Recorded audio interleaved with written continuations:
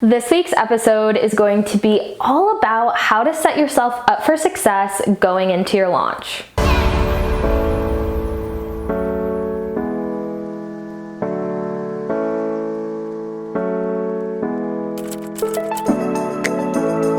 I am a big believer and a big advocate when it comes to planning ahead for your launch, because my belief is by the time the launch gets here, by the time you're actually opening the doors, all of the heavy lifting should be done. And therefore you should have a lot of space in your schedule to really take care of yourself. And so my first launch tip to you is to prioritize self-care at all costs. Do not neglect your favorite rituals and practices and the things that really fill you up, because even though the heavy lifting should be done by the time you launch, it's still a big energetic spend to be showing up, talking about your offer, connecting with people in the DMs, potentially doing sales calls. That takes a lot of energy. And so it's really important to make sure, as much as you're giving away energy that week, you are also filling your cup back up. I also recommend making yourself a pump up playlist full of your favorite songs that you know get you into a good energetic state.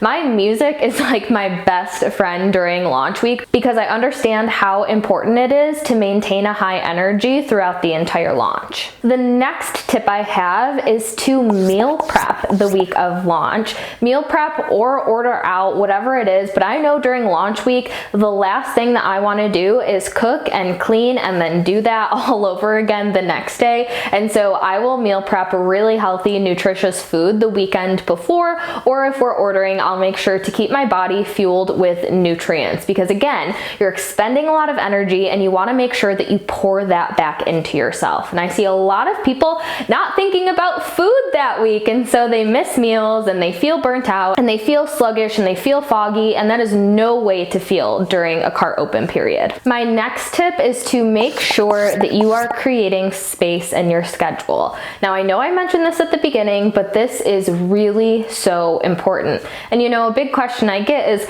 well, Taylor, if all the heavy lifting is done, why do I need so much room in my schedule? And that's because when you get into a launch, you can plan all you want, but the truth is a lot of the times things are unpredictable. And so if for whatever reason the launch isn't going your way, or you're feeling uninspired, or you're feeling tired, I really value having that space if I need to pivot, if I need to re-strategize, if I need to go back to the drawing board, if I need to do, a pop-up training or whatever it is. I like to have space for that. Beyond that, you never know what open cart is gonna look like. You might have dozens and dozens of DMs to reply to. You may have client case study interviews that you want to do to showcase your previous clients. I find that when I get into the launch itself, I get really inspired of, oh, I could create this video. Oh, I could interview so-and-so. Oh, I could make a post about this.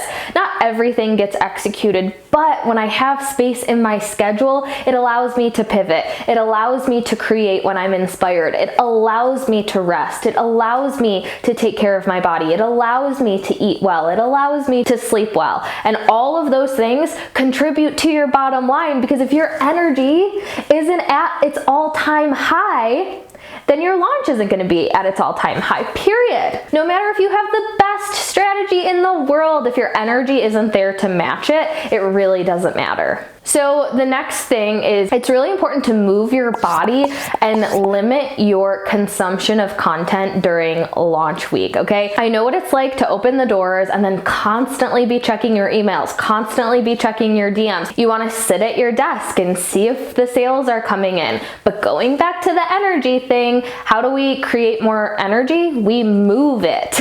Movement creates momentum. So whether that's a workout, a dance class, a yoga routine, just a good stretch, walking your dog, whatever it is, I highly recommend prioritizing body movement between 20 and 30 minutes every single day of your launch, because again, that movement is going to create momentum. It's going to keep you in a high energetic state, and it's going to keep you away from checking your notifications, because you know what they say about watching paint dry or watching the water boil, right? It takes so much longer when we're sitting there in anticipation vacation versus going out, getting our energy right, doing the things to take care of us. So when we do come back to our desk or our phone to check our notifications, the DMs are there, the clients are waiting, and the sales are rolling in. And my final tip for setting yourself up for success during your launch week is to focus a lot of your mindset practices around the clients that you want to call in. The worst thing you can do is focus on what you don't want. I don't want to hear crickets. I don't want these nightmare clients. I don't want to have to fight someone to pay my rates. I don't want to not meet my goal again. When you go down that mindset spiral and you focus on those things, they grow.